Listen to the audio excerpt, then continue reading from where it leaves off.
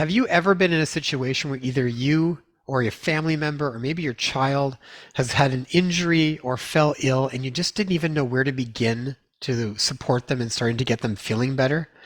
Well, and I'm not talking about big, scary injuries where you need to have to go to the hospital and have things taken care of. I'm talking about the myriad of things that most people have to deal with at some point, whether your child ends up with a fever or an earache or a sinus problem, or maybe they end up with diarrhea or constipation while you're traveling and you just don't know what to do to even begin that process of supporting them.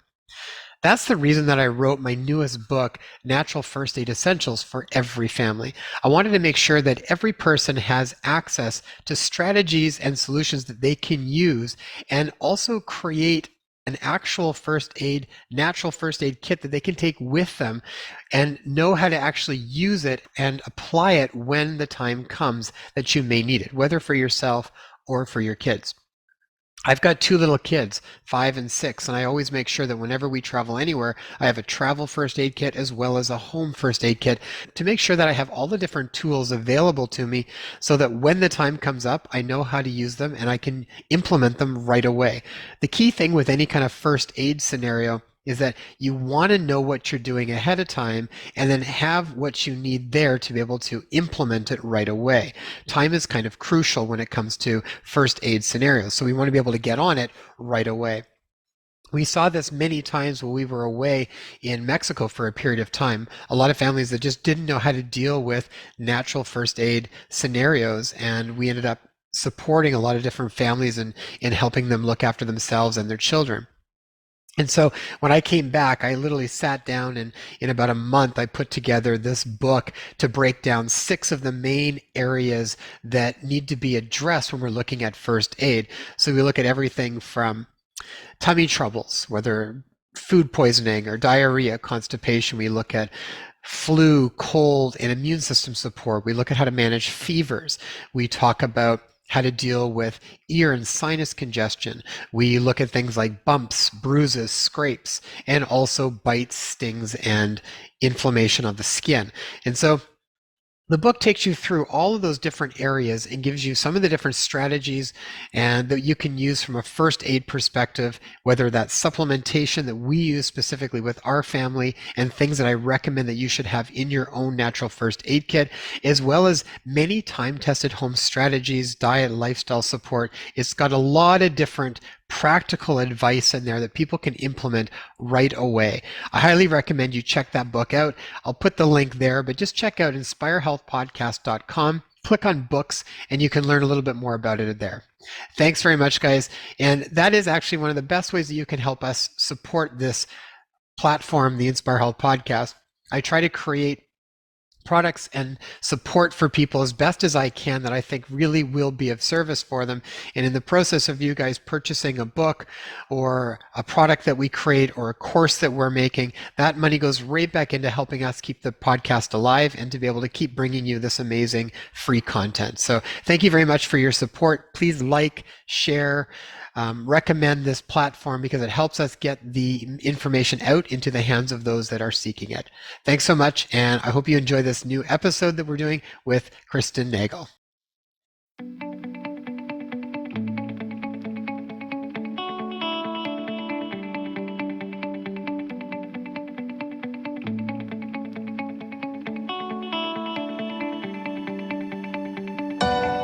Hi, everybody. Welcome back to the Inspire Health Podcast. And today we're really looking forward to having a conversation with Kristen Nagle. And Kristen was the co-founder of the Canadian Frontline Nurses. And if you've been following that work, she's been pretty busy over the past couple of years. And I think in a lot of ways, we've been pretty aligned in our messages. And we were just looking forward to having a chat with her and having kind of a candid conversation about a lot of different pieces, because I don't know about you, Kristen, but I found like over these past 3 years, it starts to shake up your foundation on a lot of different topics. And when you start to sort of change one, you can't help but see how that overlaps into another big topic and then another one. And next thing you know, you're really reevaluating everything that you took for fact for a long time and trying to sort of figure out what does this even mean to me now? And how do I actually step forward and move my life in a certain direction based on what ultimately is resonating with me at this point in time. So, Kristen, thanks so much for joining us and welcome to the show. Yeah, thank you so much for having me. I'm excited to be here. So I love checking out some of the posts that you've talked about on your Instagram channel. You've brought up a lot of, I think, really important information for people to relook at. Maybe for people that aren't familiar with you or your work, give us a little bit of an overview of who you are in your journey over the past few years that's kind of brought you to where you are right now. Yeah. So I was a nurse of 14 years, graduated in 2006, right up until I was terminated 2 years ago in 2020. I primarily spent 12 of those years in the neonatal intensive care unit. And my journey really began when my oldest son was born back in 2015. And I was very much indoctrinated into the medical system. I feared birth. I thought it was dangerous. And I bought into all the things, the childhood immunizations, like that whole world. I was heavily indoctrinated in. But something eventually came over me when it was getting close to start feeding him. And I don't know, now I look back, was it like a divine intervention? I don't know. But something pressed me to look into food. What I was going to feed him. I realized that it was going to, was this immense responsibility that was going to shape his foundation, his mood, his development, his growth, his behavior, like all these things. And I was like, well, I'm a nurse. I, worked in pediatrics, neonatal with babies, and I like food and fitness. Like I probably know all the things. And that was my first door that I entered into. We were kind of just discussing before how we all enter, one door that opens to another one. We all kind of end up in the same place. But for me, it was food, and specifically around children. And once I kind of got into it, I just became incredibly passionate about it. Just what, pediatricians were pushing, like fortified rice cereal. It's like, one, they can't even digest grains until they're 16 months. And two, why are we fortifying food when they can have like the real thing? And then it was like homo milk. Oh my gosh, it's like the most processed drinks out there that we're giving, our children, a high heat to break down all the molecules and proteins to make it homogeneous, to make it one. Milk should separate. So anyways, that's where I kind of started. And I became so passionate about this that I was like, I need to learn more. And I was meeting people in my community, and I enrolled at the Canadian School of Natural Nutrition. And so I was enrolled to become a registered holistic nutritionist. I did it over 2 years part-time. And throughout that whole program, that education, it was quite in depth. I don't think a lot of people realize, the ones that kind of attack me or come at me, how in depth it was, looking at, at the cellular level, biology, anatomy, and all the things. And I just remember being in there so many times being like, well, health is really simple. Like health is just so easy. Like I was like, I worked in healthcare all this time, went 4 years of nursing school. Why was none of this taught? And so, and I did it part-time over 2 years, and really it was supposed to be a 1-year program. And I was like, this 1-year program is more in depth than anything I ever learned in nursing in my 4 years at, a university level. And that just kind of like set me flying just down this path of like becoming incredibly passionate about food and, our health, but specifically our children. And then I'll kind of pause in a second because I talk a lot, but it that led me, and then finally I'm like, well, if I'm so concerned about what's going in his body, like what he's eating, because, I changed everything, what's going on in his skin, what's in his environment, well, I should probably be concerned about what they're injecting into him. And because I realized that was nothing we were ever taught about in nursing school. This was the best medical, invention ever made, like advancement. And here's the schedule, go at it. Children need this to live. And like, that was about like the most education we got around that. And so I started to dive deep into childhood immunizations, but I went backwards. I started to look at the diseases because I realized I was like, I don't even know what these diseases are. We weren't taught this either. And so I started looking at those because I'm like, well, like what happens when you get diphtheria? Like, what is that? How do you get it? Is it treatable? Is it manageable? Like, what's the worst case scenario? And then I kind of realized, once I removed all the fear around these childhood illnesses and diseases, then I was like, okay, well, what does the injection do then? What's the mechanisms? And then I dove deep into that. And then I kind of kept going, and then learning more and more, and then until eventually, like all the things that we're told is a lie. And then my last kind of thing was birth. Not last, because it's always evolving, but that's kind of my latest thing right now is the birthing world, coming from my NICU background. But I'll end with, I was in trouble with my college in 2018 already, for educating around childhood immunizations and prevention and natural options, because you're not allowed to talk about those things. And I just thought, I never knew this stuff, and I'm a nurse, I was educated, no one told me these things, and now I think everyone deserves the opportunity and the right to know this. So so I guess I kind of started on this road of troublemaker in 2018. Yeah. It's not just that college either. I mean, I'm a naturopathic doctor, and even when it comes to the topic of vaccines, it's like even for naturopathic doctors, where originally you had a much broader perspective on all of that stuff, right? I mean, naturopathic doctors, for most people would think that, they would be aware of different options and looking into all of that stuff. And it was, a lot of the original founders had very different perspectives on it. But as it went along, regulations just keep changing. And what a lot of times people don't realize is that when you are a part of a college, you don't have free speech when you are a part of a college.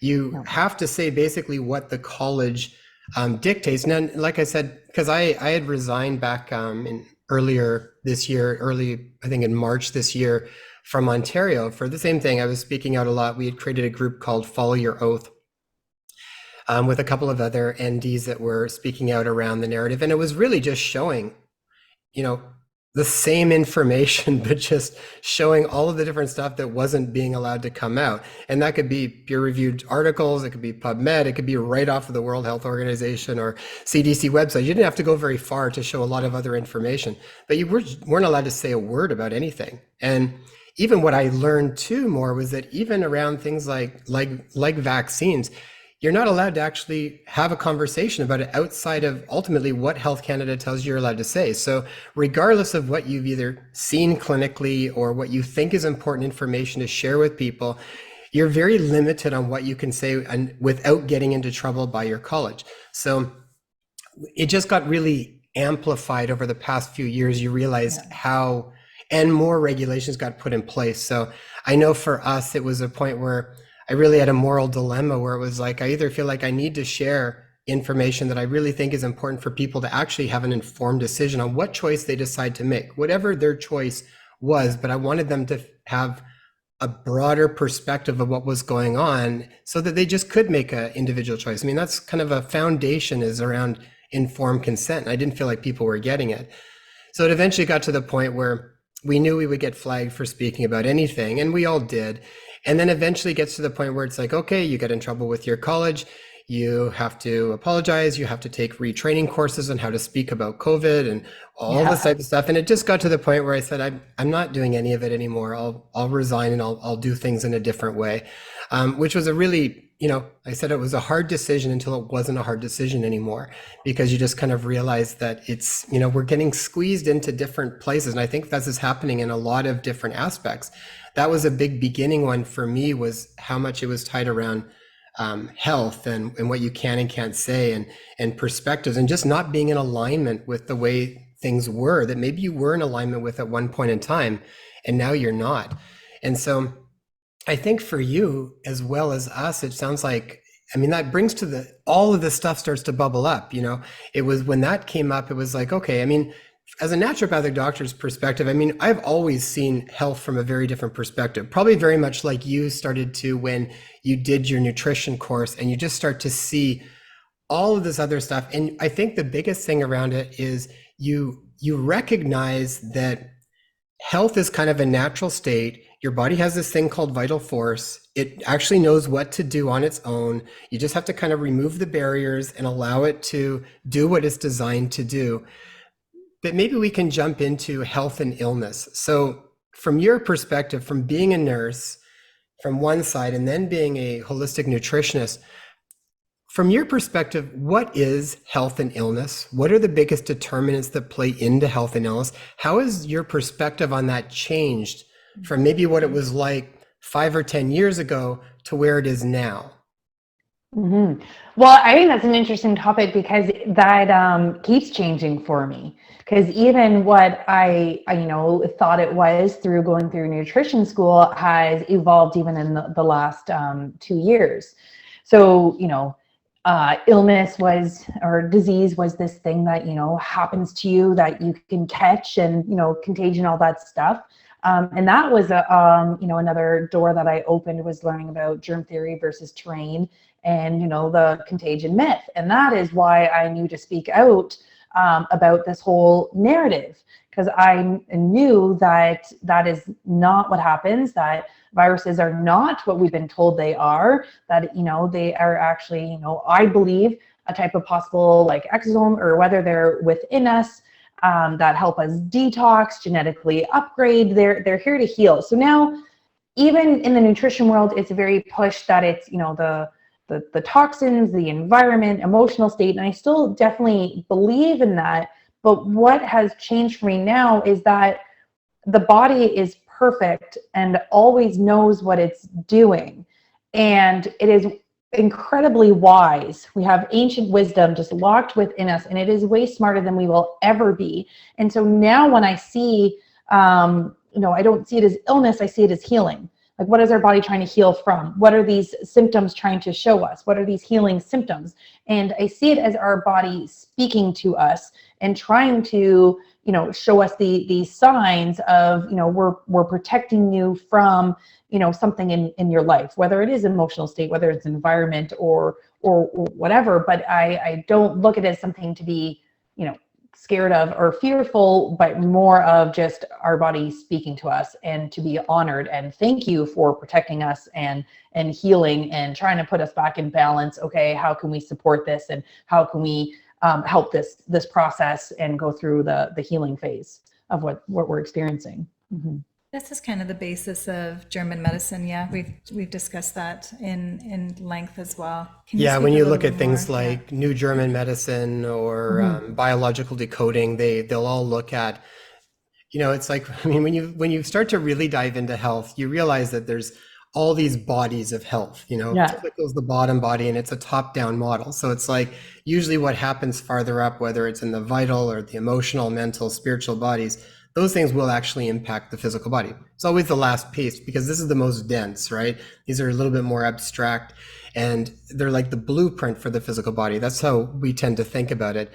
And I totally agree with you, is that it's not like there's not things like toxins and different pathogens, I think, that are there, but it's our interaction and relationship with them that I think plays so many other aspects that we have to be aware of on how those things are going to play into us. So it's like when you look at, you had mentioned around pathogens, it's like we talked to Dr. Thomas Cowan, and he would very much say, and he's got very good reason to kind of say that the entire theory around viruses needs to be completely relooked at. He's not saying he knows what the answer is, but he's saying what we currently use doesn't really make sense. And I would implore you to go and check out his material and read the book, because it will get you to start to think of things differently. And how clear do we really know we are when we're talking about a virus, for example? We would talk to people like Dr. Jerry Tennant, who wrote a book called Healing is Voltage. He'd been a long-term teacher of mine, and he would find that our relationship with pathogens of any sort, and this whole concept of pleomorphism, it's like it changes. The relationship with different bugs that we might be in contact with completely changes depending on our current state of wellness. So, and our current state of voltage, right? How healthy we are, we have a very different dynamic. As we get ill health, some of these things change and morph into something else that may not be beneficial. But when we get our voltage back up, we retain a certain level of health, all of a sudden it changes and we have a different relationship with it. That makes a lot of sense to me, because it's the only way that really makes sense to me when, you can have a room full of people and not everybody is susceptible to things. There's a resilience that we tend to have. And so I'm really curious about, how do we constantly keep building more resilience around health, and what are the things that we can do. Nutrition being one of them, and all of those other areas, stress, mental health, physical, emotional, body health, like, all of these things are different layers to that bigger picture. Mm-hmm. I think even aside from that, though, we've become so fear-stricken, and even the way in which it's worded, as soon as the weather starts to get cold here in Canada, is like, whoa, here comes flu season. Go get your shots and be prepared. And there's this sort of momentum that's created around, to fear this anticipated, not yet here, but anticipated illness that's going to come and catch you, and you better be on the watch out for it. And the way in which we actually think of colds and flus is also has this negative stigma around it, where we believe that it's just part of like this upgrade that you're getting. Is this body is just naturally going through a detoxification process, and as a result is going to come out of it so much stronger. So it's interesting in how things are worded and phrased, and the mindset around it within our culture as well. Mm-hmm. No, I totally agree. And I'm sure you guys have noticed it too. There's definitely, we've moved into this flu season, and, we should be scared. And there is definitely an increase now of more mask wearing. And I've noticed so much more, even people alone outside in their cars alone. And it's like, okay, well, this is what has been conditioned. And it's fascinating that it doesn't take long to get into that ritual and habit of like, oh, we're going into, this scary time. So time to get protective and put all the things on, versus like, okay, what is happening? Oh, we're spending more time inside our house. We have, stagnant airflow inside our homes. We're not getting that same natural light, that vitamin D. We're not moving our bodies as much as we probably would in, the summer, more active months. And we kind of get into like this hibernation mode. And during hibernation, this slowing down phase is a time of repair. Right? Like anytime you slow down, you're in a stress or fight, the fight or flight, you go, and your body doesn't have time to repair itself or renew or whatever it needs to do. And all of a sudden you move into the slower pace, and it's like, okay, it's time to, get rid of whatever is not serving us. And that could come out in physical, emotional, or many, many forms. And it's time to evolve, repair, and renew, on all levels, the mind, body, spirit. And I feel like, we're not looking at it the right way, which has also been the programming, is to fear and to get all these shots and things instead of understanding the different phases that we enter. And for me, I love Dr. Thomas Cowan. I think it's amazing you guys interviewed him. He was kind of one of the first years ago I listened to that made sense to me, that resonated, with the work with Rudolf Steiner and all that. But it's nature. And it's like, anytime I don't understand anything, it's like, well, what's happening in nature? And there was this documentary that was really famous, like a while ago, or I shouldn't say famous, but popular, was The Little Big Farm. And I love that, because it just showed, it's like, well, nature has a solution for everything. I remember they had like, there's too many snails. Okay, well, we need more ducks. Oh, that's too many. Then we have this. And nature has a way of balancing itself out. And there's, I don't know if you guys ever read the book Braided Sweetgrass. Yeah. Okay, so there was just a portion in that book that has like stuck with me, and it's about nut trees. And there's a whole season around the nut trees, right? Like, so one year they're abundant. So abundance, like the nuts fall down from the tree, and there's so much for, the squirrels. The squirrels have too much, they're nourished, and that means they can, plentify, like there's so much food to go around and enough nuts to grow more trees.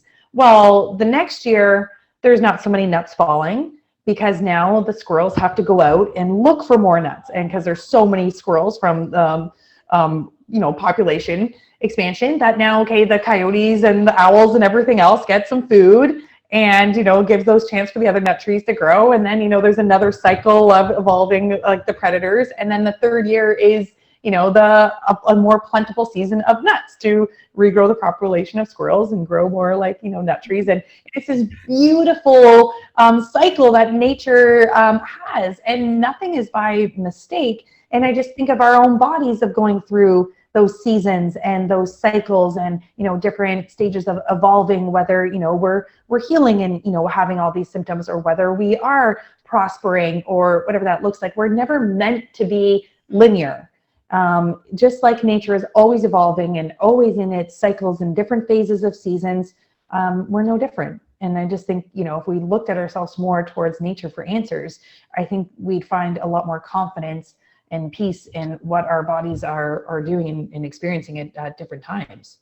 That concept around nature has come up many times with different discussions, whether we talk to David Avocato Wolf or some of the different people that have brought that concept back again. It's it ties back to like a Steiner concept in a lot of ways too. But it's so important. We were just interviewing someone who wrote a book, Gene Manning, who wrote a book on hidden energy, and Tesla inspired sort of free energy, and she talks about the whole world of free energy and how that's even been hard to even get out and why it gets sort of suppressed and some of that stuff. But what a lot of them do is they are looking to nature to see what is going on in nature and then basically trying to reproduce that in a beneficial way. And a lot of times what we tend to do prior to that is almost doing the opposite of what nature actually does. And some of the things that we're doing with, she talked a little bit about some of the stuff that's going on with like HARP and some of these different things. It's like, we don't even know what we're doing, but it's like, we really have no idea. This has sort of been a trend, I think, going over the last few years. We really don't know down-term repercussions to a lot of stuff. And the general population really has not much understanding about any of it even taking place, but even those that are in it, apparently, she described it as being, these boys playing with dangerous toys that they have no understanding around how it even all works. Absolutely. And just kind of curious to see what's going to happen without any real concept of down-term, what really could happen down. Gosh, who knows? Poking holes in the ionosphere. We don't really know what's going to happen, but they're curious to see what's going to happen. But there's no real concept of the fallout that might take place with it. But why that came up was just this idea again of coming back to nature. And you had mentioned something, I think in one of the posts you had done, you said, how are we to raise nature's child when we don't know what that means for ourselves? I think this is such an important piece, because from what we've seen too, and when we've talked about a lot over, particularly this past series on the illusion of free choice, a return to mastering our own life, there really is these paths that are kind of separating. And one is this idea of tying back more to nature's principles and living in alignment with nature, and also trusting our own nature, which I think is a really important part of that. And then there's this other path that's I think actually very opposite to that in many ways. It's much more digital, much more technological. Synthetic. It's much more synthetic, and people are just being drawn to different areas. And at some point, I'm sure there's going to be a transition, and we're going to have a blending of beneficial technology that's more in alignment with nature. But right now, it very much seems like there's these paths are being drawn out in different ways. From your perspective, what does it mean to be connected back to nature? What, in order to then make that a very natural environment for our kids to grow up in? Mm-hmm. And this is something I've been working on, and I think we all, struggle with it or go in ebbs and flows. And like I am right smack in the city.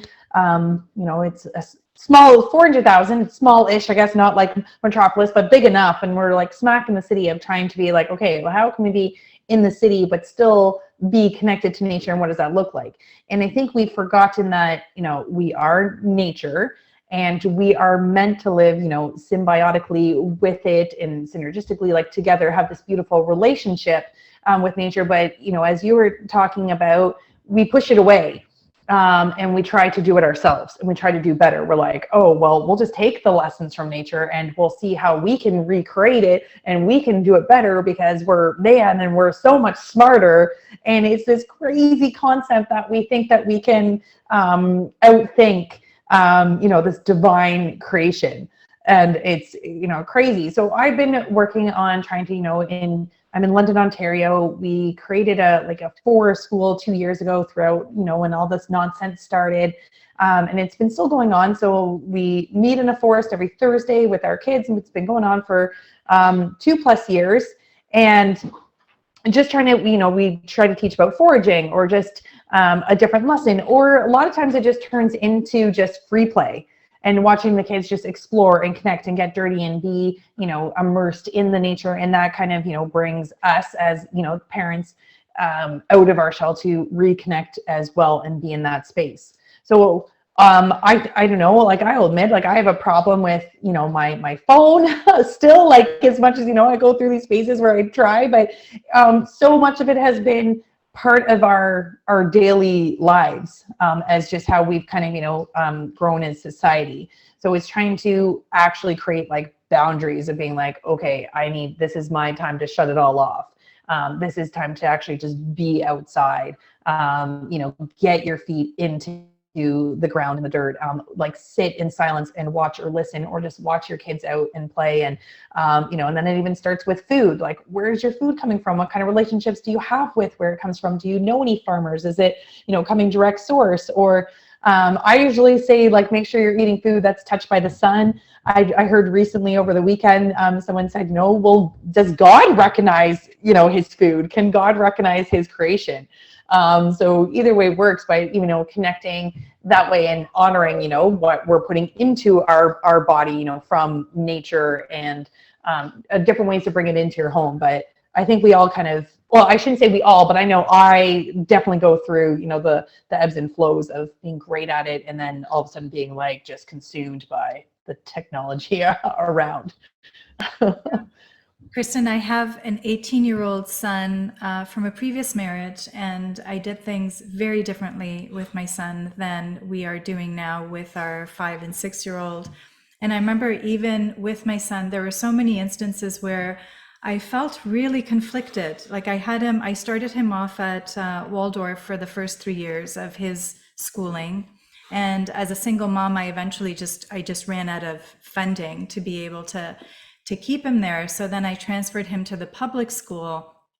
And I tell you, it was such a struggle because the emphasis in the public school system was, oh, he's behind and he needs to catch up and and the amount of homework that this kid in grade 1 was getting at the time was overwhelming me as much as it was overwhelming him.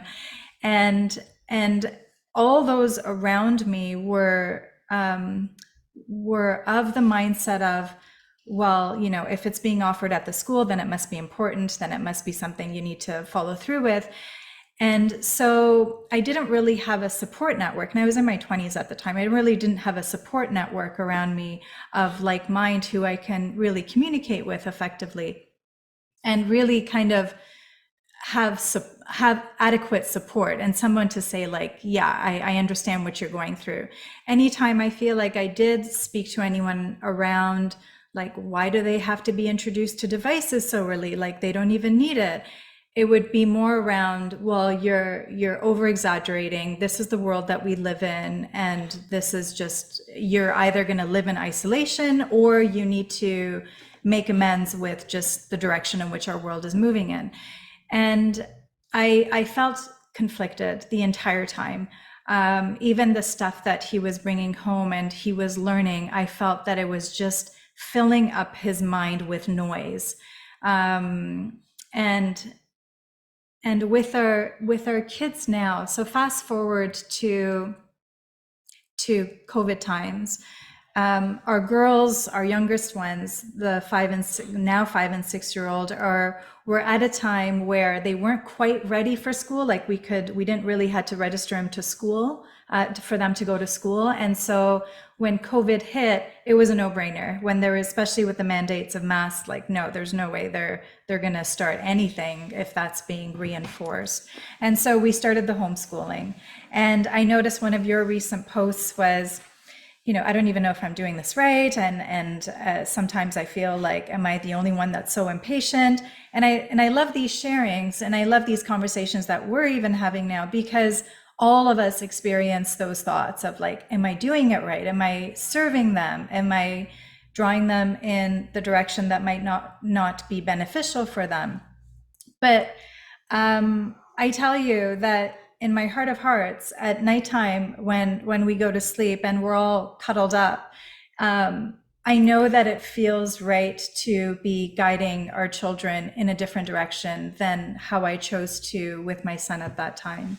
They, like, you know, we've chosen, and not that we have it all figured out or we have the right answers, because ultimately I feel like yourself, people need to figure out what works for them and really trust that. But for us, we don't have a television set in the house.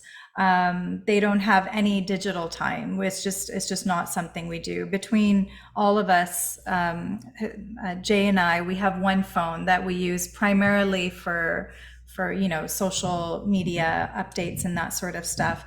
But their level of attention is so expansive. Like, they're able to focus.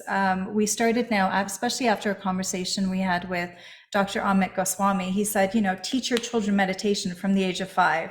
And I'm like, okay, so it's time.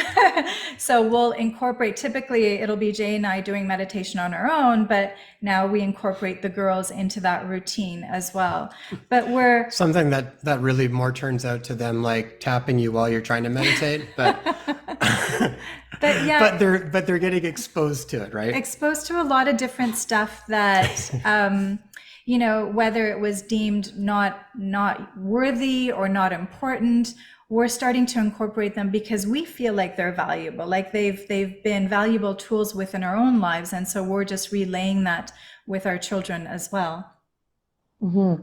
No, I think that's so important to be just have them around and just to see, because they just take in so much that we don't even realize. And I started my oldest, he's 7, and we did, I think he got to experience 6 months of Waldorf, and I was before everything shut down and we didn't return, but it was so valuable for me to kind of at least see that alternative school and to see some of the older kids in grade 8 and how they are excelling and beyond, to know like, okay, like they're going to be fine. And it kind of started helping with like my deprogramming of what I thought school should be. Cause I remember they did like the delayed academics, like in JK, SK was just play. Like they need to learn their physical body. They need to play, have story time, be outside, develop their proprioception, like all these things. And then later on, like grade 1, then they can sit and learn the letters. Like, so they weren't even introducing, the alphabet until like grade 1. And I remember thinking, okay. And then looking at some of the older kids in grade 8, and I was like, oh my gosh, like they are just brilliant. Right. Like, and then you get caught in this comparative mode of, even with, my 2 now with the homeschooling and what I'm doing, I'm like, it works for us and we're figuring it out, a bit of, structure, a bit of unschool, a bit of whatever. And you kind of, especially at this age, it's like, oh, well, why aren't they doing this? And maybe they're behind or whatever, but it's like, it says who? Mm-hmm. And this is what I've been really trying to break down, because it's like behind compared to who? Behind compared to who set that standard? What does that standard mean? They are exactly where they need to be at this time. And there's a whole leveling out field. Like I remember someone making a comment, well, so-and-so could read at grade 4. Cool, they're now failing high school. Mm-hmm. So, and they will absorb what they need at this moment. They will be able to be immersed in their interests and develop that, which will turn into who knows what. But I just think like if you are teaching, the skills, the basics, they're going to gravitate to what they need. And I think even my last 4 years, especially this last 2, or I'd say, since my first son was born, like the immense amount of learning I have done had nothing to do with anything I was ever taught in school. Like everything has been, self-taught and self-motivated and, through my own. And I just think that they're gonna be fine. It's just amazing, these pressures that we put on ourselves based on what? Like, who gets to decide that for our children? It's crazy. We were talking about something like that just a little while ago. And I was talking to a friend of mine who similar had taken their kids out and put them into more of a outdoor school, which was different. And then they were even homeschooling for a little while at first. And his in-laws were both teachers and principal and teacher. And so they, for their whole life, and they were basically saying, you need to be very careful, because what they usually found was that when you'd homeschool, and then those kids were always behind compared to the other kids when they came back into regular class. And I was just thinking about it after. I'm like, behind in what way? And again, what's being evaluated, and what actually do you think is really important for them? I don't care if my kids are behind in certain things if I don't think that the context fits that anymore, or if I don't think that's actually the most valuable things. Like the other day, our kids are now in a outdoor, out of system forest school on the island here where we are in Vancouver Island. And we went in for a little evaluation, which I think is really amazing, because we're in contact with their 3 teachers like all the time. But they wanted to come in and just have a chat with us. And what I thought was really beautiful is, and we'll probably do an interview with her to really break this down, because I think it's really, really beautiful. But when they were looking at what they were sort of evaluating, and not even evaluating in the sense that we would normally think of it, it was like she has Observing. Yeah, it was this observing, and sort of where are they on this sort of spectrum, and where are they still blossoming into kind of idea. But some of the things that were meaningful for them were things like, This is the teacher. these are some of the things that they were looking at. Common sense. That was one of the things that they were evaluating. Very important. Awe, Yes. yeah. Awe and reverence. Another one that they were like, isn't that beautiful? It's just Quiet heartwarming. mind. Self-sufficiency. Like, these were some of the things that they were valuing. And I'm like, those are, and this is part of what I think is really important too, is like when we step out of what is only been known, especially when we think of like a school system where you've only known a certain way, and we've sort of got these pre-established ways of evaluating whether we are succeeding or not succeeding, or whether we need help or whatever. It's like you said, it's one system. I think what we need to be able to do is, and this is a part of when I think getting back to nature, it's like, we've got to run everything back through our own personal instructions and see where it lands for us, and connect back to how it makes us feel when we're going through this. And then, so when I'm even saying that to parents out there, I don't even know exactly what's being evaluated in the regular school system right at the moment, because I haven't seen it. But I know it doesn't come up in the same way as that. I know awe and reverence, I'm pretty sure, are not a part of what's normally being evaluated, or common sense. So when I hear that, like when she first pulled out the thing and we were talking about it, and I saw some of these, I mean, my whole body just felt like it opened up, and it was expansive. And it just felt so good to be able to just see what they were looking at, right? And ultimately wanting to bring more out, right, from them. And because part of it is like what we focus on, where we bring our attention, we are going to start to bring more of that out. And so for us, I'm like, that's so in alignment with what makes sense for us. Now, if that resonates, these would be things I would just do. I would look over the things that are being evaluated. How does it make you feel? Does that, like, Does that step bring out on more stress? well, or and, more and just ease? step out of what we've been conditioned to think of as good, bad, right, wrong, all these types of things. See if you can throw it out and just look at it and let it sort of sink in and see how it makes you feel. And then here's something like that too, around developing common sense and this sense of awe and reverence and self-sustainability and quiet mind. These types of things, like, how does that make you feel, right? And what do you think is really important for our children in the coming ages? I think that's so beautiful and so important, because if you think, everything is like measured by these standardized tests, like, what kind of grade did they get on, their math or their language or this, but yeah, you kind of forget about like, what is their confidence level? What is their self-confidence, their self-awareness? Are they even happy? Are they kind to others, kind to themselves? Like, what are their relationships like? What are they like, in social settings, problem solving, like all these other skills. Like, it's fascinating to me, because my husband actually is a high school teacher, and he's very on board with us homeschooling, and he'll come back and tell us about the grade 11s and grade 12s and a significant decline from the last 2 years in what he's seeing. But he's like, I am incredibly worried for our future generation, for society, if these are going to be, the next ones going into the workforce, or, leading or whatever. He's like, they have zero attention span. like 12 seconds. They can't focus on any assignments. They can't handle stress. They can't handle, multitasking, like to do 2 projects at once or anything like that. The mental anxiety, the depression, just and the woe is me and the entitlement is crazy. And I know they kind of have like meetings. What can we do about this? And nothing really ever gets like solved. And of course, they're allowed to have their phones in the classroom at all times.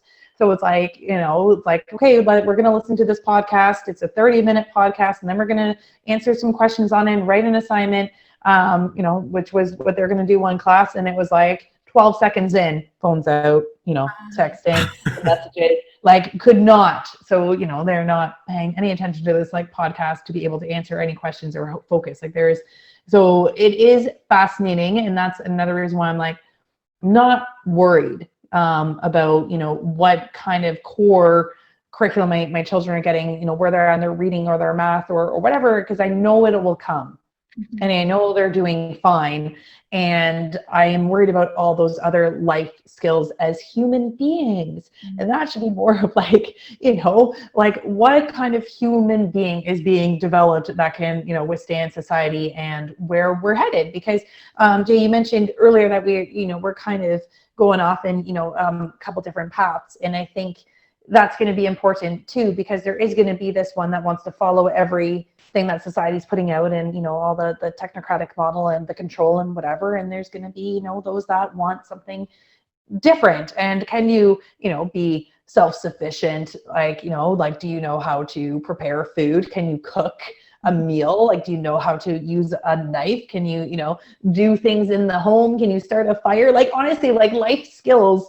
And I never learned how to sew or do a lot of these things. And I've been trying over the last few years to learn how to, preserve and can and, make my soaps and tinctures and my herbs and drying things and whatever. And I think like these are really important skills that are going to be like needed, like how to live. And so that's what I'm focusing on, because I think there's going to be a massive need for that. Yeah, it's so interesting, Kristen, because I personally grew up in a household where academic achievement was like of top priority.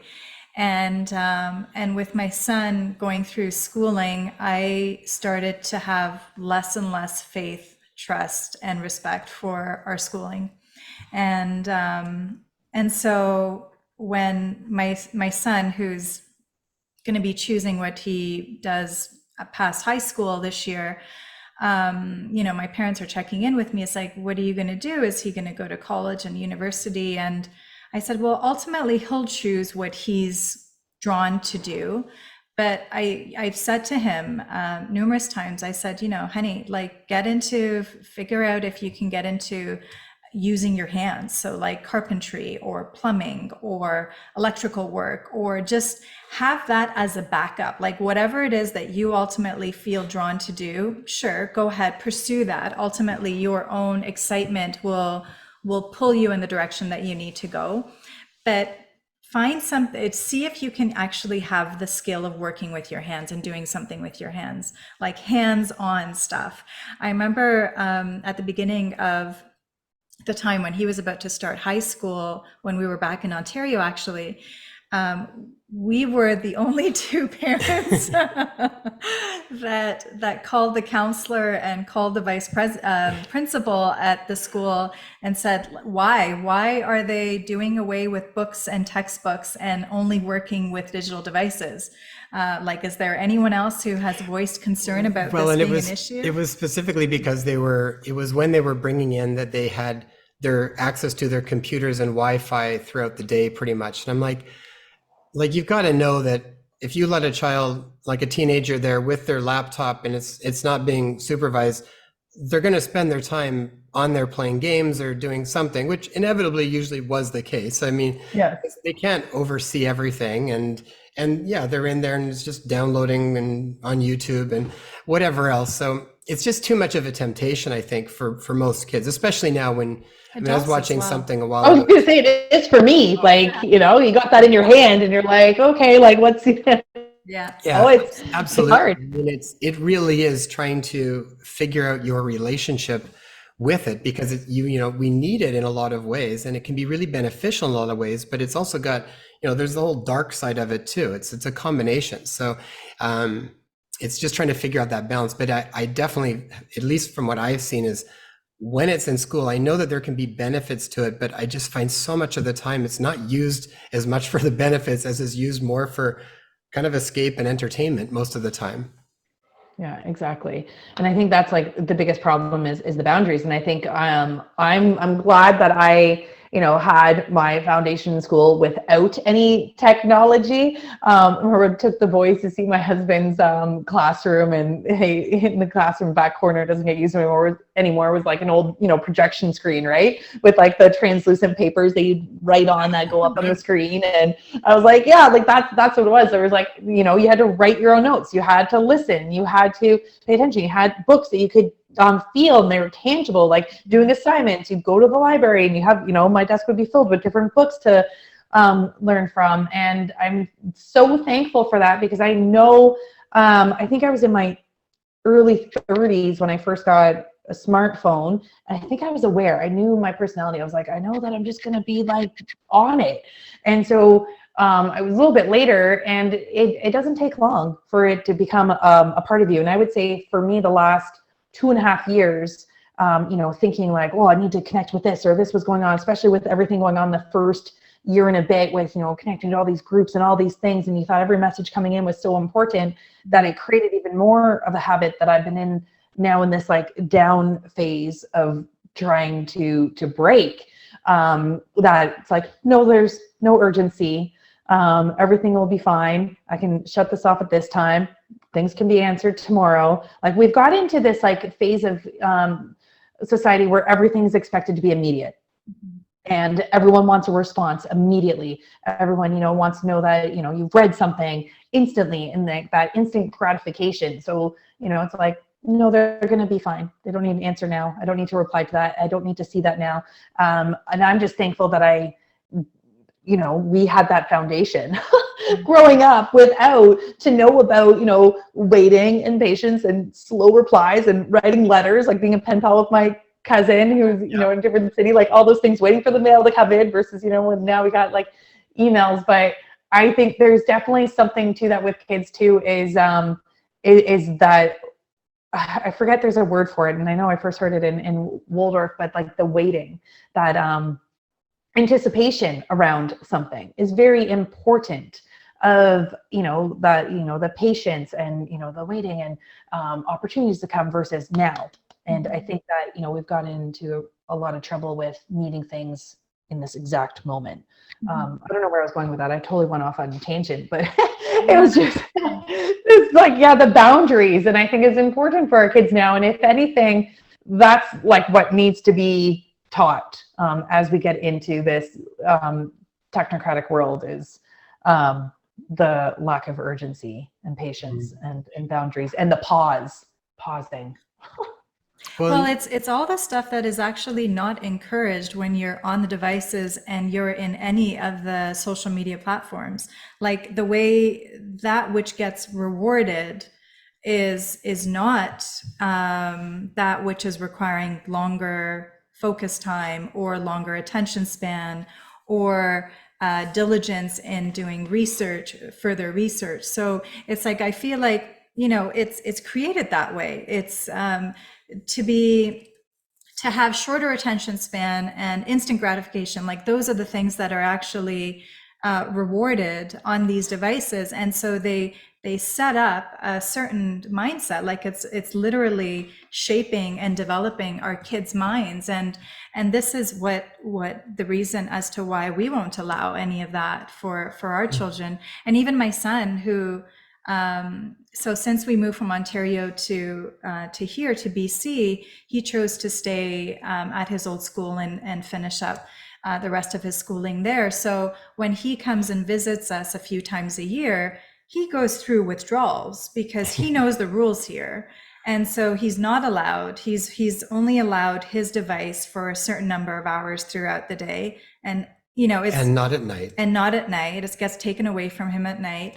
And so he goes through withdrawals. Like the first, second, third day, things are okay because he's excited to see us. There's newness. He gets to see his sisters, and we're out and about. But after that kind of calms down, and he literally is going through a detox from not being Well, able it to. literally is, right? Like, and you know this from like, with naturopath and everything, like the dopamine reactions in your brain that, you just get so addicted to that. And then all of a sudden, like you literally are withdrawing from those rushes constantly hitting your brain. Like it is. Yeah. So Well, when parents even actually ask like, well, like, how do you do it? It's like, okay, to actually detoxify your children from these devices, especially if they are on them and have been used to being on them for a long time, don't expect it to be cheeky and rosy and fun. Like they will literally, be knocking at your door and be having temper tantrums and having bursts of anger. Like this is all part of the detoxification. And it's part of the whole cycle. It's because, it's like that's hard to deal with at any time. But it's also a lot harder when the parents are also stressed and they're in their loops and they don't have the time to be able to do it. So it's like the whole system is kind of, it's why in a lot of ways we have to reevaluate lots of stuff to really try and do things differently. So it's, to support the kids as best we can. As parents, we also have to kind of relook and, all right, well, I mean, I know for me, it's like if I'm super busy and if I'm starting to feel stressed, it's like my patience for my kids goes down substantially and they pick up on that. So it's, it's this interdynamic where we have to try to create an environment that's going to be able to do that as best as possible too, which means we have to kind of reevaluate and do things. When it comes to the kids though, when you were talking about the devices and the dopamine, and definitely things are set up for dopamine hijacking. I mean, all of the games and everything are set up to do that. That's what makes people buy them and keep playing them. But this is why I think it's so important to try and get back to nature, because nature creates the exact opposite.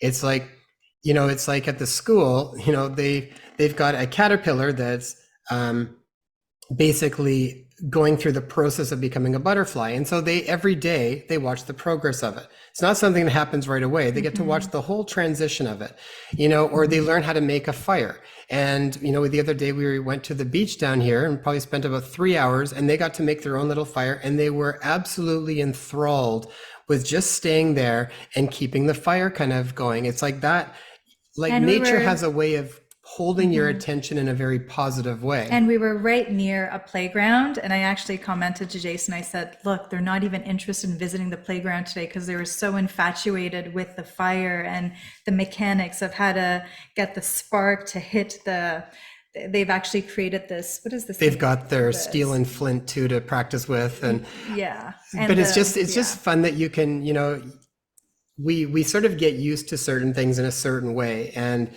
sometimes it's a little bit of withdrawal to change it, but you're definitely better off to try to implement those things early on rather than trying to do it later on, because it gets harder and harder, like any addiction, right? And I would say the same thing with foods. Like, what have you found? How old are your kids, Kristen? They're 7 and 4. Mm-hmm. Yeah, so like pretty similar. I know for us, because I mean, clinically, I would see a lot of times where kids are, they come down, all they want to eat is processed grains and dairy, and that's kind of their bulk of their diet. And then to try and get them off of that, and sugars and maybe, packaged kind of foods, and to get them off of that can be tricky if they've been doing it for a while. So for parents that are starting out, what have you kind of found some strategies to help early on maybe develop a more extensive palate that your children can start to have? Because this is a big deal for a lot of parents, and then there's a big fight that goes on where their kids become picky eaters. And what have you found as some strategies to try and maybe work around that? Yeah, well, the one was like the education at the beginning, like, pregnancy, eating all like, the strong flavors and everything, because, it does get into your amniotic fluid and the babies become aware of that. And same thing through breast milk. And then as they're becoming, babies' first foods, it's the strong stuff like the sauerkraut, the fermented foods, the liver, all those things, like, babies actually love those strong tastes. And the one part that, is a part of that is the proprioception The crawling, I'll get to kind of like stuff later on if you weren't at these stages, and now trying to go backwards. But crawling is a big thing. And we've noticed this a lot. And I was fortunate enough to meet an occupational therapist that became very passionate about kids' movement.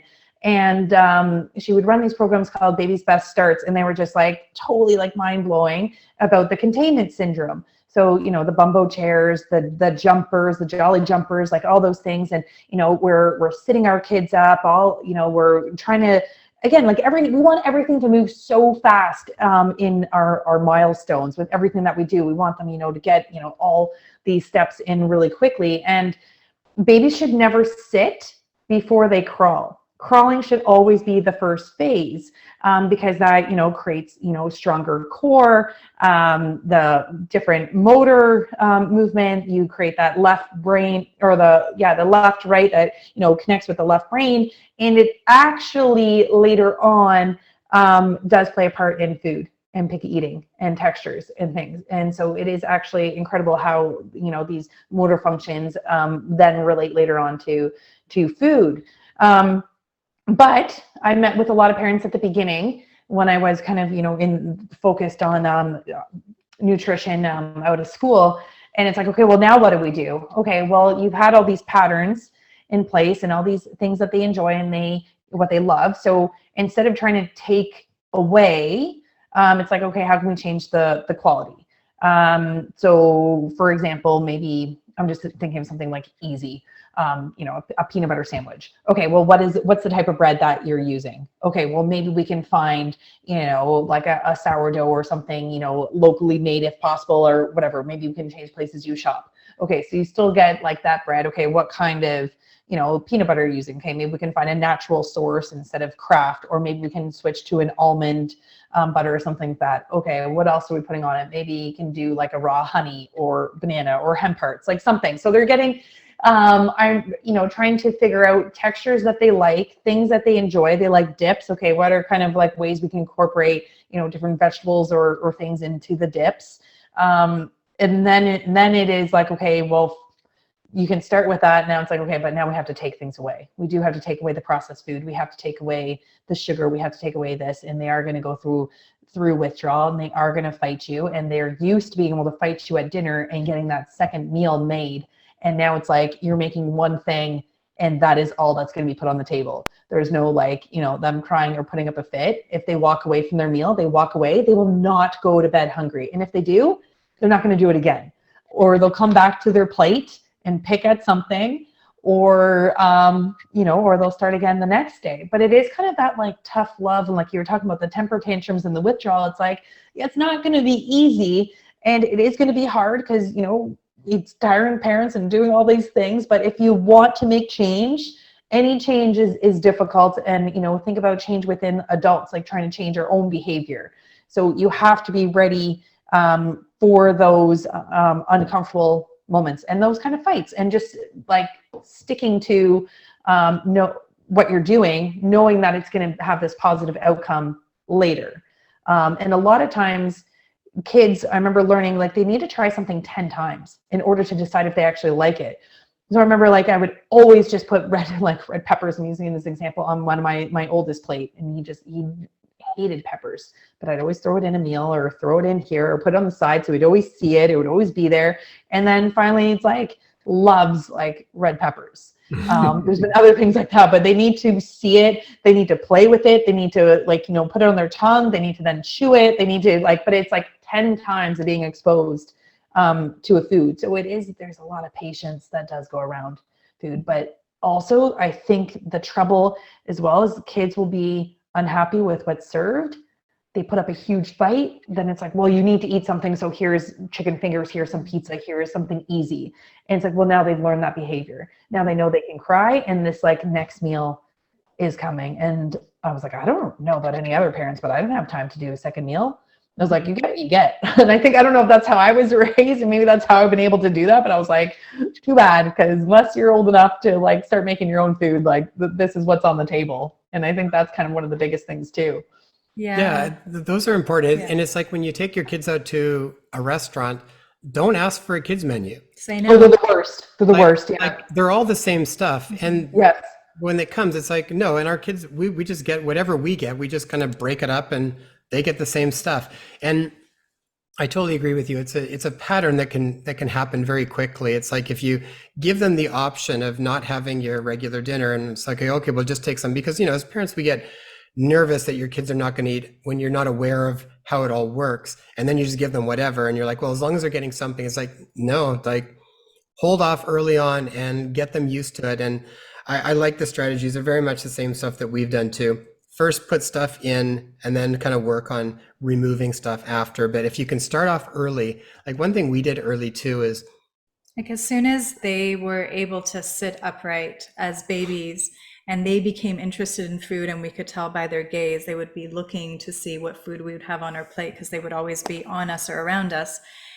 We started to actually dip our pinky finger right into our meal, whatever it is that we were having, and then give them a taste of it.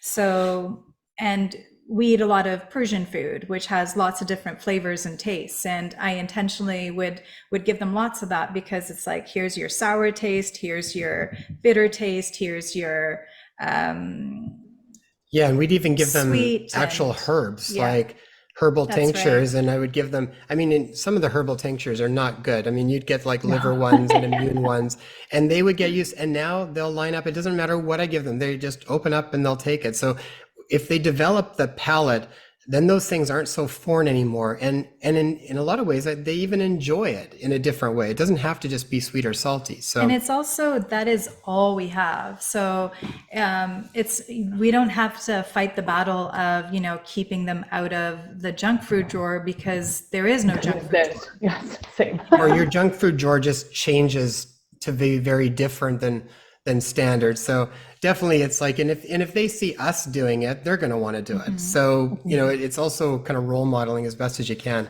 I love that you kind of talked about cross crawl early on, because I know from my osteopathic perspective, we'd have people coming in all the time and it's, they'd be talking about how excited they were that their kids almost went right to walking. It's like, you don't want to do that. Cross crawl is really important. And you talked about for diet, it's also incredibly important for learning, for focus, for agility and physical activity. I mean, it's a big deal. One of my first patients I had literally like probably 20 years ago was a girl that was coming in more for ADHD and focus and, diagnosed way too early for ADHD, which those diagnoses, I think, ultimately don't mean much of anything. But she came in and her teachers were saying they needed to be put on Ritalin and all this kind of stuff. And I did a basic assessment around just looking at cross crawl. Like you should be able to, for parents out there, if you can see me, you should be able to get your kids to like, opposite hand, opposite knee, or have them like see if they can skip and touch the opposite hand and knee and stuff. And she would try and do it, and she would literally get mixed up and go homolateral. She'd be going to the same one, and I'd take her hand and her knee and I'd move them. And as soon as I'd let go, she'd go back to this again. Like her capacity to do that was really limited.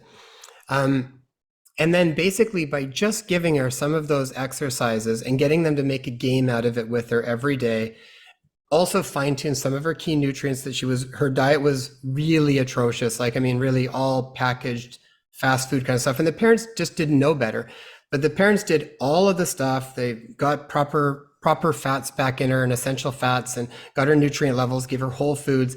And no joke, within 2 weeks, I remember them coming back in the room, and this little girl, who was like about 7, I think at the time, she comes in and she looks at me and she just starts skipping and cross-calling around through the room with this big smile on her face. And she sits down. I'm like, how do you feel? And she's like, I feel happy. And the parents were saying that they got a letter back, and the teacher's like, I don't even know what's going on, but she's processing differently, whatever she's doing. It doesn't have to be this huge, big deal. Sometimes you just get the right pieces of the puzzle to connect up. And it's like, especially when they're little, if you get the right pieces to connect up, it really is amazing. And I remember thinking how powerful that was, is because it made me feel like some really basic, simple stuff that I think really changed the trajectory of that little girl's life. For her, just changing her diet and getting her to kind of get right and left brain communicating properly. I mean, some of these things are simple and easy, but they can be really, really important. And they're Really fun. You can profound. make them a game with them.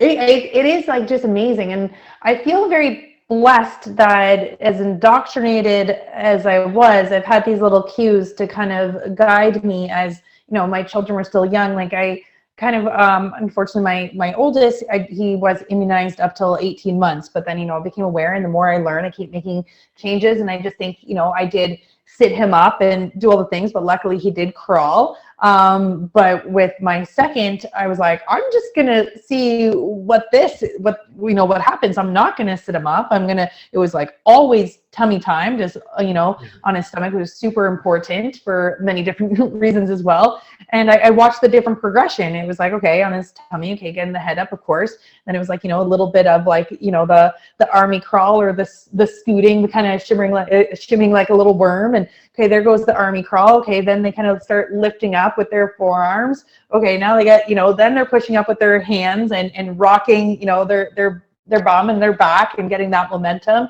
And then it was like, okay, moving, the cross crawl. Okay, cool. Doing that. And then it moved into like a bear crawl. So I was like not worried at all. A lot of people were probably like, oh my gosh, he's not walking yet. I'm like, no, and it's fine, because like look at it, like this movement, this development that he's getting. And he was the fastest little bear crawler, that little guy. Like he would just motor. He's like, I don't need to walk yet. Like he was just so fast. He took his first steps and started walking at 17 months, which would seem, like very late for a lot of kids. And I was just kind of patiently waiting. And of course, once he figured it out, he's so fast, and but we just want to rush everything. And it was a beautiful experience for me to just kind of be patient and watch like this evolution take place in these different phases. And then, and everything's fine. And I just, nature doesn't rush.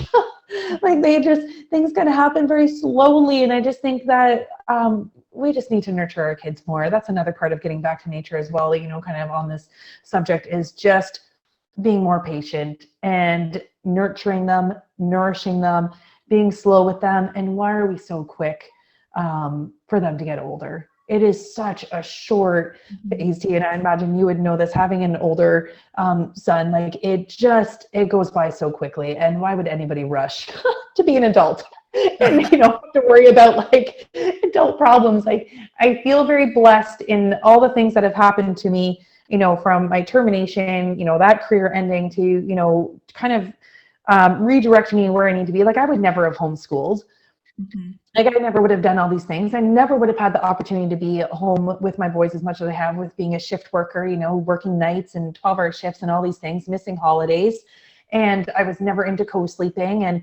And now, like, the 7-year-old still wants me to like lay with them and put them to bed. And then they'll end up in our bed in the middle of the night. And I don't fight it, because I'm like, this is going to be a very short-lived phase. It seems kind of long now. And I just feel blessed that I am home with them, and I get to learn with them, and we make mistakes together. And it is sometimes very messy, and there's sometimes lots of yelling involved. I'm not going to try and glamorize it by any means, but I think it's been beautiful for me to kind of like watch and be a part of, and to change my own mindset. And I think that's kind of the path I've been on throughout,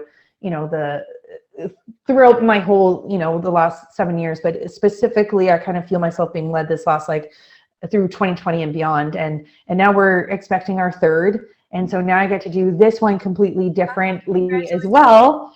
Thank you. Whereas, like, okay, that was when I said, kind of like the last phase, but it's never the last, but that's just my current one that I'm in, is like doing all of that completely differently. Because throughout the last 2 years, when I'd be public speaking, I talked a lot about, because I started witnessing it. And once you start seeing something, that veil's lifted, you see everything differently. And it was just killing my soul, like being in the NICU and going to, high risk labor and deliveries, what they would call high risk, and watching what was happening to the women. And I was like, I just cannot be a part of this anymore. Going from someone who used to think home birth should be, illegal, they were dangerous. Like that's just where my mind was. But I would during my talks, I would say, we've been victimized since conception. without even realizing it. So, you know, conceived, and now it's like, okay, we need that first test. So yes, you pee in a stick, you get that confirmation. Okay, not good enough. We need that, you know, first ultrasound. Is there, you know, a heartbeat? Is there a baby in there? Okay, at 6 weeks you get that first ultrasound, which, you know, has been fascinating to learn about, you know, the military grade so sonar like technology with that, but it's not benign. And then it's like, okay, well, and then you keep going to your doctor, your OB, or midwife. How's everything going? Am I growing? Is it growing, you know, at the right rate or whatever? You know, next ultrasound, is everything okay? Is the anatomy okay? Okay, it is, or it's not. And then it's like you give out all of your responsibility over this being that is growing inside of your own body that you're so disconnected from, because you have handed it all and you need external sources to tell you about what's going on with your body. Then same thing, go into the labor and delivery, and it's like, okay, like, and I experienced this, I was like, okay, like, I don't need to think about what's happening because they're going to tell me what to do. And it's like, okay, yep, they tell you, okay, you're not ready to push, or you are ready to push. This is how you're going to push. This is for how long you're going to do it. And this is what it looks like. And then, you know, they're fully controlling your body again. Baby comes out, taken to the table, and immediately injected with, you know, the vitamin K, given the erythromycin, and taken away from mom. And in that moment, it's like, okay, there's the next victimization stage, because now you're, you know, saying that that baby is a born faulty, that it wasn't born perfectly, that there was like some flaws that man had to fix with, you know, the erythromycin and the vitamin K and everything else. And then so goes on the well baby visits. So now you've disconnected from your own body, you're disconnected from your baby, and you continue to be disconnected because now you take them to a doctor, like, is my baby feeding? Are they growing? Are they doing okay? Like, what's happening with, like, my baby? And further giving out responsibility. And we've created this whole cycle of being in victimhood without even realizing that we have just completely given up all responsibility and sovereignty over our beings, our mind, and our children. And then it just continues from there. And I've been fascinated with this and feel incredibly blessed and excited to break this cycle for myself and do it completely differently and experience it completely differently and how it was meant to be, and hopefully be able to pass on that knowledge, experience, and hopefully empower other women to do the same, so we can start taking back responsibility and our own connection over ourselves and health and our lives moving forward. Beautiful. I think that's really key. I think, you know, giving our power away to the authority outside of ourselves and looking for problems. And I think what we've talked a lot, quite a bit in this past little while when we're speaking on the metaphysics of things, the greater reality, is that whenever you're looking for something or whatever it is that you're focusing in on, that continues to expand. You give life to that thing that you're focusing in on. And so I feel like even our medical system, our educational system, like all these systems that are currently in place or have been in place, and we're seeing them fall apart right now, is what's really going on, is they've had things set up in a way that just doesn't feel right anymore. It doesn't feel like it fits anymore. And I feel like we've outgrown it as a consciousness, as a collective consciousness. And that's why so many of us are starting to question what we're doing. Like, you know, for some people it might show up as just utter confusion right now, but then at some point that the white sound, the seeming chaos will settle in, and then we'll start to gain more and more clarity around what hasn't worked, so that, like you said, with the stuff that's been that you've experienced this past while, it's essentially been a catalyst to draw you in a completely different direction. And the same for us as well. And this is why, you know, we value these conversations so much. As we were mentioning earlier, we love to share it because we want other people to know too that if you're starting to question the way that you've done things for so long, you're not the only one. We have too. And there are other ways to go about it. And there is such a thing as, really turning into your own internal compass and letting that guide the way in which you direct your own life from now on. And look at us, we've been doing it. Look at Kristen, she's been doing it. And if we continually trust and have faith more and more in that and that inner compass, we are stepping into the unknown, and that can definitely become scary initially, but it's so much more glorious on the other side, because the life that you get to create for yourself is so heartwarming, just feels so good on an instinctual level, on an intuitive level, and then you'll start to see the rewards of that, even in how your children are, in your relationship with your children, and how you're interacting with those around you and nature. And there's constant feedback that you'll get along the way, and synchronicities that come up that will let you know that, this feels a lot better, that you're on the right path. Well, and your general state of, I think, happiness to some point, and your stress levels. It doesn't mean there's still not lots of stuff going on, but I think it feels different inside you. You've got a different sense of sort of meaning in your life, and inspiration, I think, that guides things more often. You mentioned, I think, something that's really important around all of this is you talked about in health, sort of around responsibility. And, we did a whole series called Know Thyself, a return to who we truly, questions that facilitate a return to who we truly are. And it was around this idea of, moving more from sort of this outsourced outer authority that we basically have been taught to follow. And that's happened right from early on. You gave a good description. Just the process of childbirth is a very good example of how we sort of outsource things to an expert that knows more than what ultimately the mom knows inside themselves. And it doesn't mean to completely neglect outer authority, but we need to balance it back out and know that what we're ultimately feeling inside ourselves means something, and it needs to be valued, and that we don't always have to go to school or have a formal education or something to know what is right for us. And I mean, I honestly think like mom's intuition is the perfect example of that. So many times I would talk to moms that knew something, and then were either talked out of it by someone that technically had more information than them and would tell them that, what was the right thing to do, and ended up not necessarily being a good thing. So connecting back to that is really important. And I remember one of our founding fathers in naturopathic medicine, Henry Lindlar, he did something called the 6 horses for a new health restoration system. And the 6th horse, which was probably the most important one, was when he said you want to arouse the individual to the highest level of personal responsibility. And I feel like that is what is being aroused in a lot of people right now, is we want to have a more sense of responsibility. I mean, people are trying to do that with their finances. They're trying to do that with their education. They're trying to do that with their health. I think maybe in sort of summing everything up and coming to the end of our conversation here, when we talk about becoming more health sovereign, right? We're sort of becoming more sovereign in a lot of ways in our lives. From your perspective, what are some of the things that are the most important things that you've come to that helps us become more sovereign in relation to our own health? I think it's taking that pause and listening. Okay, what is my body experiencing? What does that feel like? Okay, what have I been doing? Is there anything different? Is there shifts? Or there this? And then honoring it and being like, okay, well, I don't want to stop the healing from happening, but how can I support it?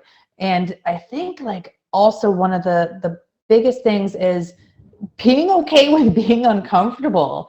Like healing is not pretty. It's not glamorous. It's not easy. Whatever your body needs to go through. I mean, use like the common, flu, for example, just, like it sucks. It's not pretty. It's like literally like messy. But it's time to slow down, nourish your body, have, some sleep and just take that time out, for yourself. So, I think it's just kind of removing the fear would be the biggest thing. and listening to what your body needs, but not going into that fear state, and being okay with being uncomfortable for, could be, a day, several days, or whatever that looks like. We've gotten, with this whole disconnecting from ourselves, we want to disconnect from the pain, and we think life should be easy and pain-free, whether that's, physically, emotionally, or whatever. And we're constantly numbing ourselves in many different forms to ignore that pain that comes up. And I think we need to, I think we need to experience the pain, the uncomfortableness, to be able to really experience the joy and the goodness and the love that comes with, the flows of life and the different seasons that we experience. So I think being okay with being uncomfortable, feeling the pain, and removing the fear are kind of the key ones, I think, for me. Yeah, I think that's really well said. I mean, it's so funny. We kind of definitely think that nothing is, it's this whole pleasure pain cycle, constantly trying to seek pleasure and avoid pain. And it's like when I talk to parents about fever, right? Fever is such an important thing. Like, if you want to build your children's immunity and your own immunity, go through a fever. Don't suppress it. That's such an important part of being able to build a more robust immune system that's going to give you resilience. I recently, when we were away in Mexico for about close to almost a year, when everything was pretty crazy here, and then we got pulled to come back here. We really wanted to come back, and now we're here. But while I was away, we met a lot of different parents that had kind of picked up and gone out there. And one thing that came up was over and over again, when the kids would get a flu or a spider bite or an ear infection or something, we were kind of like a hub for a lot of people that got injuries because of what we do. And I would have a pretty extensive first aid kit.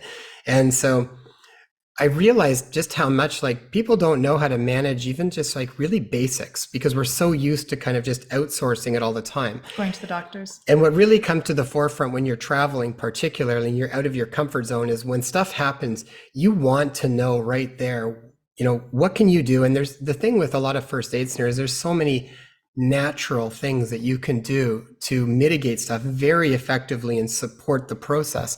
So I came back and I wrote a book called Natural First Aid Essentials for Every Family. We're in the process of, that's out now, but we're in the process of making that as actually a course where I want to really go through and teach people how to do that, because there's so many things that you can do to manage things like a fever, to manage ear infections, to spider bites or poison ivy or whatever it might be. I mean, so many different things that can be managed very well, that you can do well before you go a pharmaceutical route. I'm not saying there's not a time and a place for everything, but there's so much stuff that you can do first and actually build a robust immunity and support that whole process. To me, that's such an important thing. It's like, and the reason I wrote that was because I wanted parents to have the information and the confidence, because when they start to develop that confidence for themselves, and particularly being a parent, what I find is, like, when you're confident as a parent, your kids pick up on that, and that in itself initiates their natural healing ability, because fear is out of the equation. You're not scared and worried about what's going to happen. You're more proactive and you know what to do. And then when you see it through, that develops even more confidence. And I find, like, the kids pick up on that. Like our kids now, it's like if something's going on, they almost know what to do. Like, they'll come and they'll grab something and they'll go, oh, let's do this. And it's like they get better so much faster, partly because I think they've developed a strong immune system from going through it. They have faith in their body. They have Exactly. faith in their body's immunity and resilience. Yeah. That's really key too. That's such a big one I want people to develop early on, is that faith and trust that their body's got this internal system that knows how to manage things, and you just support it as best you can. And then take it moment by moment. Absolutely. That's huge, right? Because we've been told not to trust our bodies or our intuition. So bringing that back is massive. We got really big into foraging. So same thing, if anything were to happen, the kids know what plants to go out and grab or look for. If we're out camping or out in the woods or something, it's amazing to watch happen that, we're just surrounded by all these things that can help us. Mm-hmm. Awesome. I wanted to mention one more thing that has come up for us, and maybe, I see it being played out in what you're doing as well, is moving from a place of competition to collaboration. Like I'm looking at even the games in which the kids are naturally, or what's available typically for kids from a really young age. And simple card games or board games or other games that we're looking at. I'm looking at it through a different lens now. I feel like a more broadened lens, and I'm recognizing that competition is embedded within us from really early on.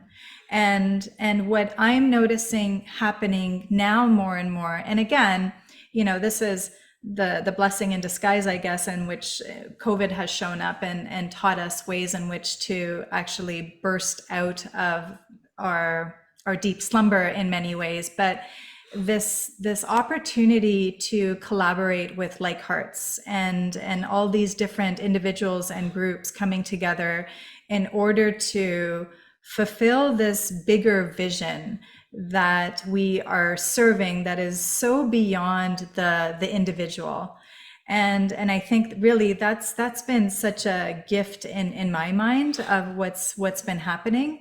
And so moving forward, I feel like even the games in which I'm partaking in and sharing with the kids, it's more of a collaboration. It's like, okay, how can you assist this person in creating this so that we can ultimately further our progress that much more efficiently?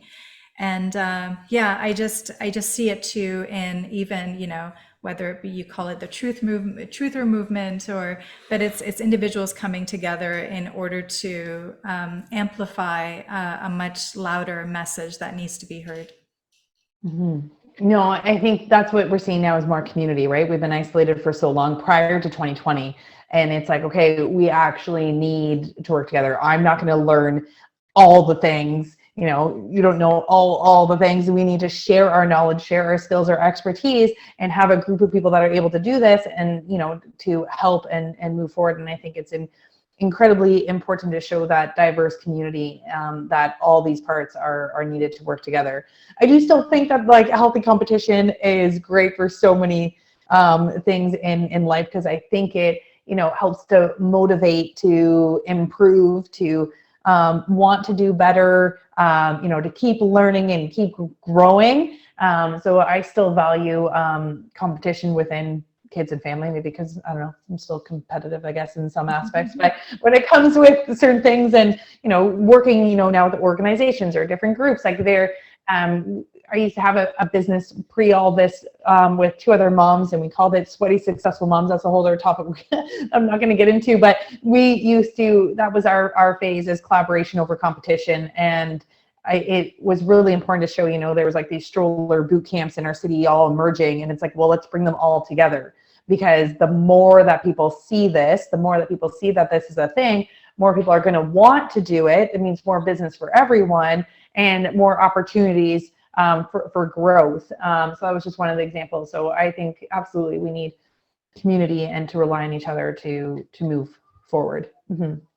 Awesome. Kristen, where can people learn more about the work you're doing? Where's some of the best places that we can send them? Yeah, for myself personally, Facebook, Instagram, Telegram, I think it's all kind of at Kristen_Nagle. I'm trying to get myself a website, but I don't have one yet. So those are kind of my social media platforms. And then you can follow us at CanadianFrontlineNurses.ca, where we're developing a community of nurses. I want to say we have about 80 nurses across Canada that the public can connect with privately, for advice, care, different specialties that they focus on, and we offer webinars twice a month, every bi-weekly on Mondays, to challenge our way of thinking of health and looking at things differently, and so for education purposes. So you can kind of keep following along as we grow and develop this site and network as well. Mm-hmm. Oh, that's awesome. I love that. We'll make sure we've got all those links in the show notes. And what an absolute pleasure. Thanks so much for joining us today. Well, thank you very much for having me. It was great.